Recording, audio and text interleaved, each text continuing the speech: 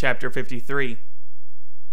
The Sabbath afternoon, after the 3 drunken priests nailed their unsigned, unsealed, untestified, and consequently void sentence of excommunication to the door of our chapel, the people had gathered from every part of our colony into the large hall of the courthouse of Kankakee City to hear several addresses on their duties for the day, and they unanimously passed the following resolution.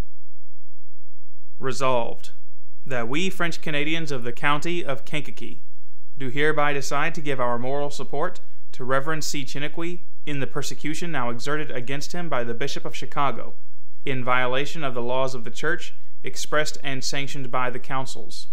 The stern and unanimous determination of my countrymen to stand by me in my impending struggle is one of the greatest blessings which God has ever given me. It filled me with a courage which nothing could hereafter shake.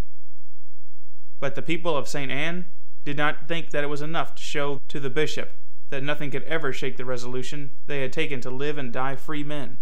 They gathered at an immense public meeting on the Sabbath, after the sham excommunication, to adopt the following address to the Bishop of Chicago, a copy which was sent to every bishop of the United States and Canada, and to Pope Pius IX. To His Lordship, Anthony O'Regan of Chicago. We, the undersigned, inhabitants of the parish of St. Anne, Beaver Settlement, seeing with sorrow that you have discarded our humble request, which we have sent you by the 4 delegates, and have persisted in trying to drive away our honest and worthy priest, who has edified us all in circumstances by this public and religious conduct, and having, contrary to the rules of our holy church and common sense, struck our worthy pastor, Mr. Chiniquy, with excommunication, having caused him to be announced as a schismatic priest, and having forbidden us to communicate with him in religious matters, are hereby protesting against the unjust and iniquitous manner in which you have struck him, refusing him the privilege of justifying himself and proving his innocence. Consequently, we declare that we are ready at all times, as good Catholics, to obey all your orders and ordinances that are in accordance with the laws of the gospel and the Church, but we are not willing to follow you in all your errors of judgments, in your injustices and covetous caprices. Considering Mr. Chiniquy as a good and virtuous priest, we have unanimously decided to keep him among us as our pastor, therefore praying your lordship not to put yourself to the trouble of seeking another priest for us. More yet, we have unanimously decided to sustain him and furnish him the means to go as far as Rome if he cannot find justice in America. We further declare that it has been dishonorable and shameful for our bishop and our holy religion to have seen coming under the walls of our chapel, bringing the orders of the Prince of the Church, a representative of Christ, 3 men, covered with their sacerdotal garments, having their tongues half paralyzed by the effect of whiskey, and who, turning their backs to the church, went to the house and the barn of one of our settlers, and there emptied their bottles, and from there, taking their seats in their buggies, went towards the settlement of Larrabel, singing drunken songs and hollowing like wild Indians. Will your lordship be influenced by such a set of men, who seem to have their mission to degrade the priesthood and Catholicism?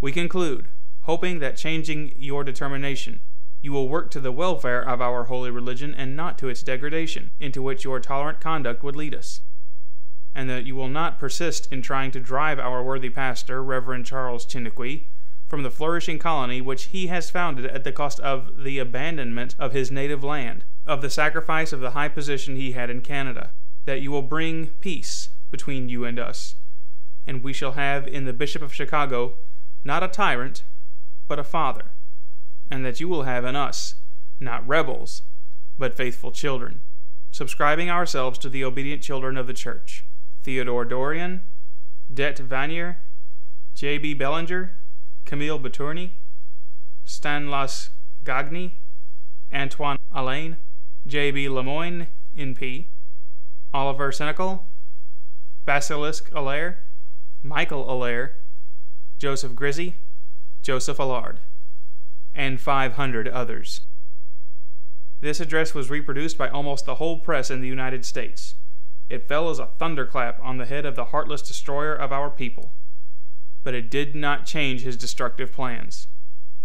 He published the most lying stories to explain his conduct, and to show the world he had good reason for destroying the French congregation of Chicago and trying the same experiment on St. Anne.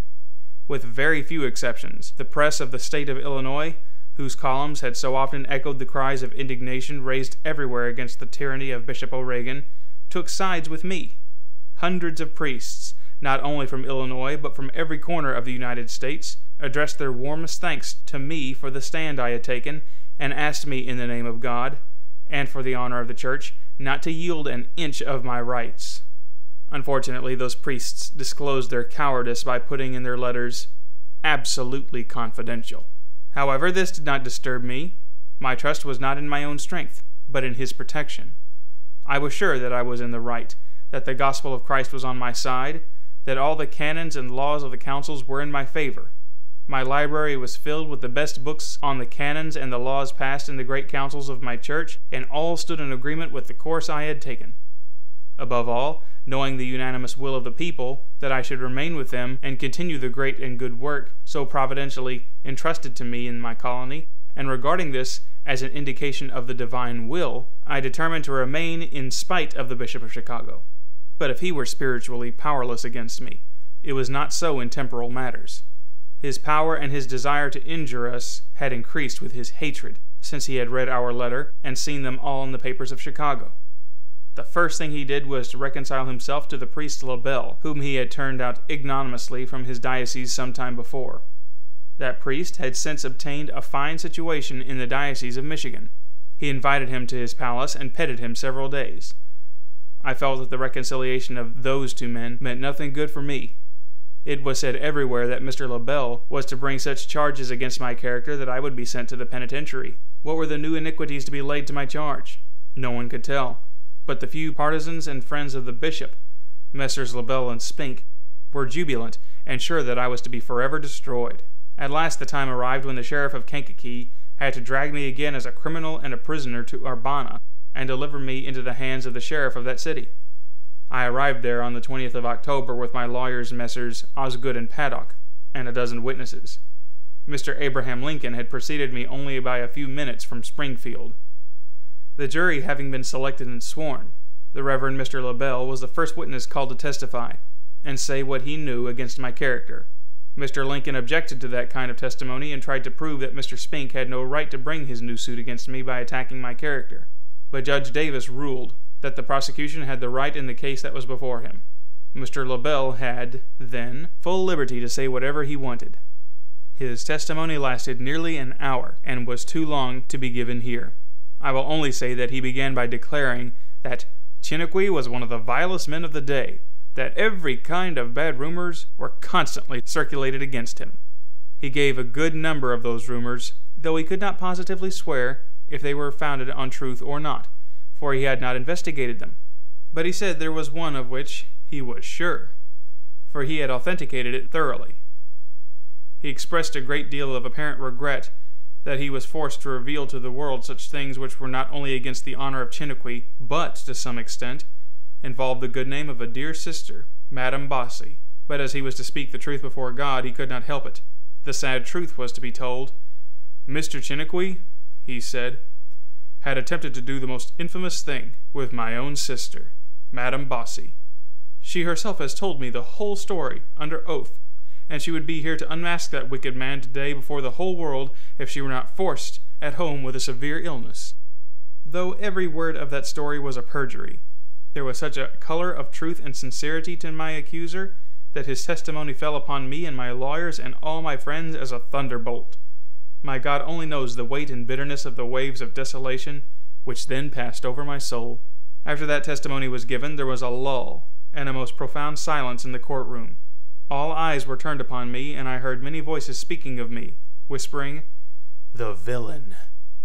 Though innocent, I wished that the ground would open under my feet to conceal me from the eyes of my friends and the whole world. However, Mr. Lincoln soon interrupted the silence by addressing to LaBelle such cross questions that his testimony, in the minds of many, soon lost much of its power. And though he did still more damage to LaBelle's false oath, when he brought my 12 witnesses, who were among the most respectable citizens of Bourbonius, formerly the parishioner of Mr. LaBelle. Those 12 gentlemen swore that Mr. LaBelle was such a drunkard and a vicious man that he was so publicly my enemy on account of many rebukes I had given to his public and private vices, that they would not believe a word of what he said even upon his oath. At 10 p.m. the court adjourned to meet again the next morning, and I went to the room of Mr. Lincoln with my 2 other lawyers. I could see in the face of my lawyers, though they tried to conceal it, they were also full of anxiety. "My dear Mr. Chiniquy," said Mr. Lincoln, "though I hope tomorrow to destroy the testimony of Mr. LaBelle against you, I must concede that I see great dangers ahead. There is not the least doubt in my mind that every word he has said is a sworn lie, but my fear is that the jury thinks differently. I am a pretty good judge in these matters. I feel that our journeymen think that you are guilty. There is only one way to perfectly destroy the power of a false witness. It is by another direct testimony against what he has said, or by showing from his own lips that he has perjured himself. I failed to do that last night, though I have diminished to a great extent the force of his testimony. Can you not prove an alibi? Or can you not bring witnesses who were there in the same house that day, who would flatly and directly contradict what your remorseless enemy has said against you?" I answered him, "How can I try to do such a thing when they have been shrewd enough not to state the date of the alleged crime against me?" "You are correct. You are perfectly correct, Mr. Chiniquy," answered Mr. Lincoln. "As they have refused to precise the date, we cannot try that. I've never seen 2 such skillful rogues as those 2 priests. There is really a diabolical skill in the plan they have concocted for your destruction. It is evident that the bishop is at the bottom of the plot. You remember how I have forced LaBelle to confess that he was now on the most friendly terms with the Bishop of Chicago, since he has become the chief of your accusers? Though I do not give up the hope of rescuing you from the hands of your enemies, I do not like to conceal from you that I have several reasons to fear that you will be declared guilty and condemned to a heavy penalty or to the penitentiary, though I am very sure you are perfectly innocent. It is very probable that we will have to confront that sister of LaBelle tomorrow. Her sickness is probably a feint, in order not to appear here except after her brother will have prepared the public mind in her favor. At all events, if she does not come, they will send some justice of the peace to get her sworn testimony, which will be more difficult to rebut than her own verbal declarations.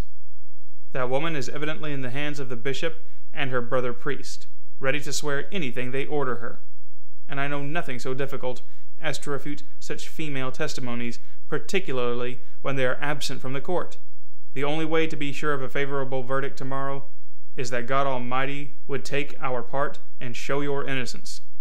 Go to him and pray, for he alone can save you."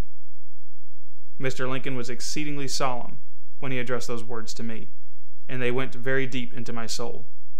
I have often been asked if Abraham Lincoln had any religion, but I have never had any doubt about his profound confidence in God since I heard those words falling from his lips in that hour of anxiety.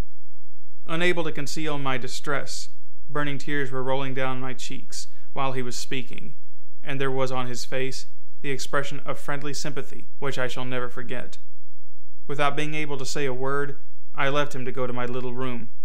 From 11 p.m. to 3 in the morning, I cried to God, and raised my supplicating hands to his throne of mercy. But I confess to my confusion, it seemed to me in certain moments that it was useless to pray and cry, for though innocent, I was doomed to perish. I was in the hands of my enemies. My God had forsaken me. What an awful night I spent! I hope none of my readers will ever know by their own experience of the agony I endured. I had no other expectation than to be forever dishonored and sent to the penitentiary next morning. But God had not forsaken me. He had again heard my cries, and was once more to show me his infinite mercy. At 3 a.m., I heard 3 knocks at my door, and I quickly went to open it. Who was there? Abraham Lincoln, with a face beaming with joy. I could hardly believe my eyes, but I was not mistaken. It was my noble-hearted friend, the most honest lawyer of Illinois, one of the noblest men heaven had ever given to earth. It was Abraham Lincoln. On seeing me bathed with tears, he exclaimed, "Cheer up, Mr. Chiniquy. I have the perjured priests in my hands. Their diabolical plot is all known, and if they do not fly before the dawn of day, they will surely be lynched. Bless the Lord, you are saved."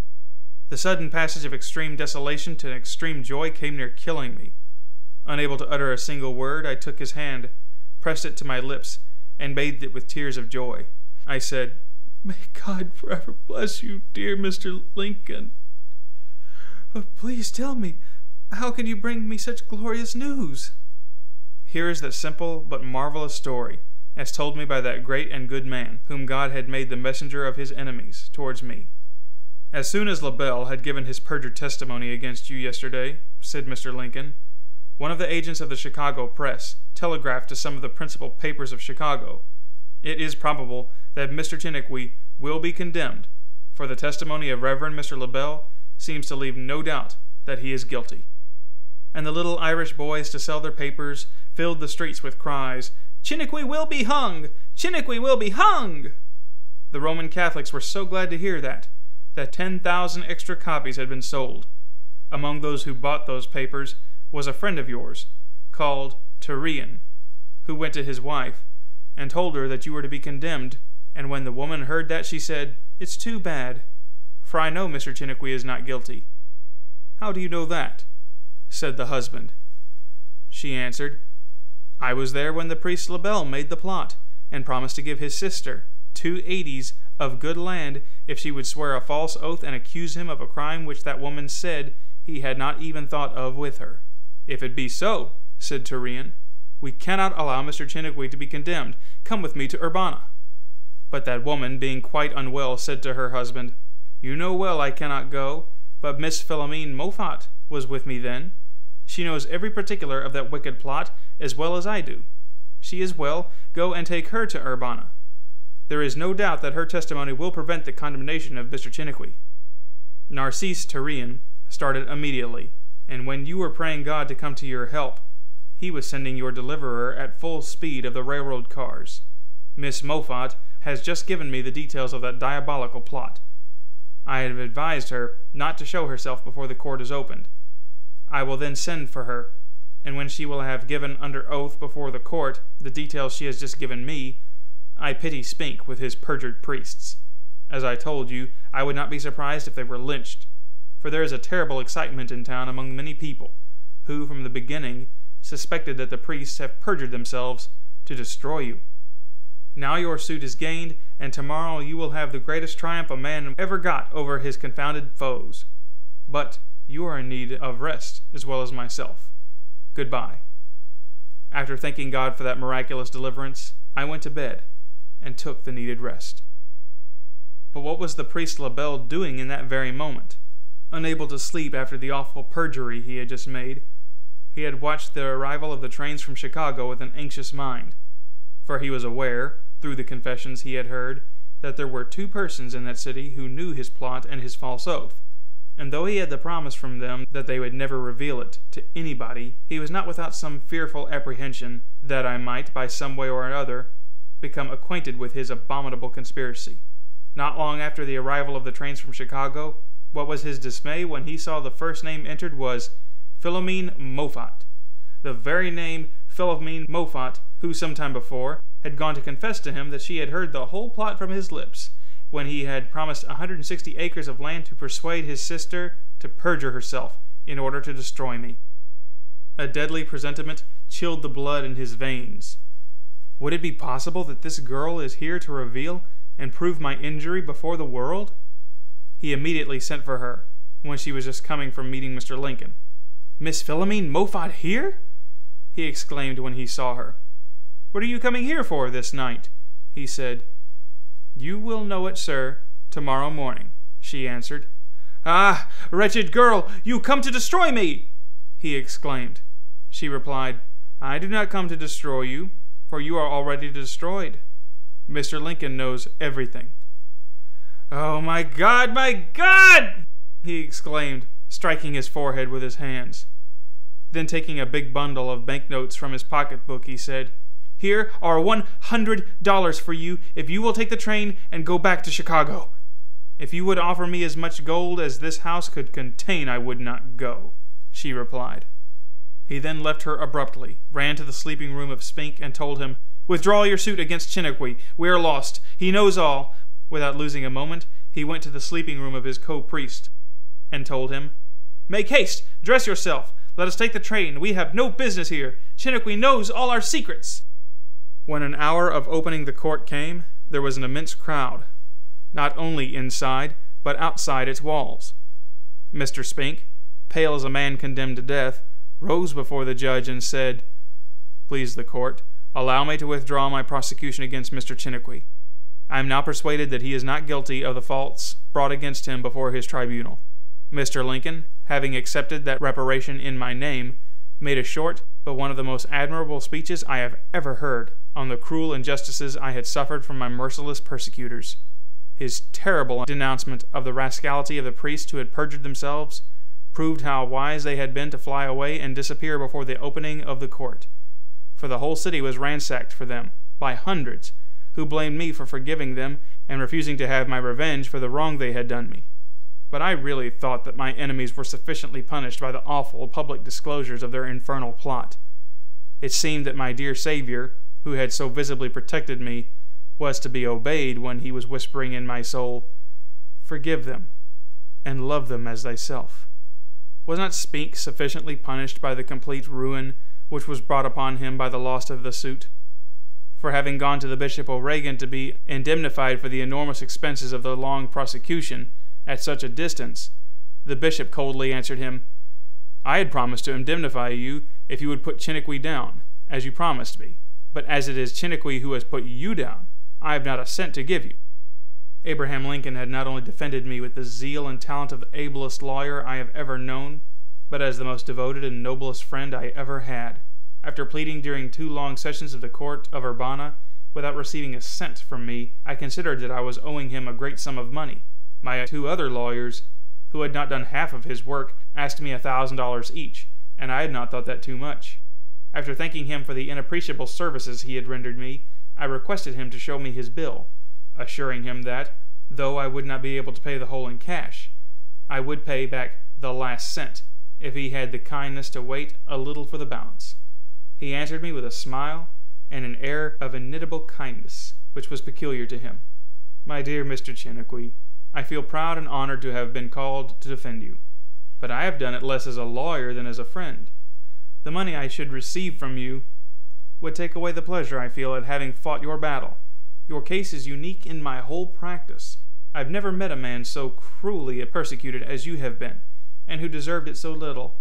Your enemies are devils incarnate. The plot they had concocted against you is the most hellish one I ever knew. But the way you have been saved from their hands, the appearance of that young and intelligent Miss Moffat, who was really sent by God in the very hour of need when, I confess it again, I thought everything was nearly lost, is one of the most extraordinary occurrences I ever saw. It makes me remember what I have too often forgotten, that my mother often told me when I was young, that our God is a prayer-hearing God. This good thought, sown into my young heart by that dear mother's hand, was just in my mind when I told you, 'Go and pray. God alone can save you.' But I confess to you that I had not enough faith to believe that your prayer would be so quickly and so marvelously answered. Now let us speak of what you owe me." Well, well, how much do you owe me?" "You owe me nothing, for I suppose you are quite ruined. The expense of such a suit, I know, must be enormous. Your enemies want to ruin you. Will I help them finish your ruin when I hope I have the right to be put among the most sincere and devoted of your friends?" "You are right," I answered him. "You are the most devoted and noblest friend God ever gave me, and I am nearly ruined by my enemies. But you are the father of a pretty large family. You must support them. Your traveling expenses in coming twice here for me from Springfield, your hotel bills during the terms you have defended me, must be very considerable. It is not just that you should receive nothing in return for such work and expenses." "Well, well," he answered, "I will give you a promissory note, which you will sign." Taking then a small piece of paper, he wrote, "Urbana, May 23rd, 1853. Abraham Lincoln, $50 for services rendered. C. Chiniquy." He handed me the note, saying, "Can you sign that?" After reading it, I said, "Dear Mr. Lincoln, this is a joke. It is not possible that you only ask $50 for services which are worth at least $2,000. He then tapped me with the right hand on the shoulder and said, "Sign that. It is enough. I will pinch some rich men for that, and make them pay the rest of the bill," and he laughed outright. the relaxation of the great strain upon my mind, and the great kindness of my benefactor and defender in charging me so little for such service, and the terrible presentiment that he would pay with his life for what he had done for me, caused me to break into sobs and tears. "Father Chiniquy, what are you crying for?" "Dear Mr. Lincoln," I answered, "allow me to tell you that the joy I should naturally feel for such a victory is destroyed in my mind by the fear of what it may cost you. There were in the court not less than 10 or 12 Jesuits from Chicago and St. Louis who came to hear my sentence of condemnation to the penitentiary. But it was on their heads that you have brought the thunders of heaven and earth.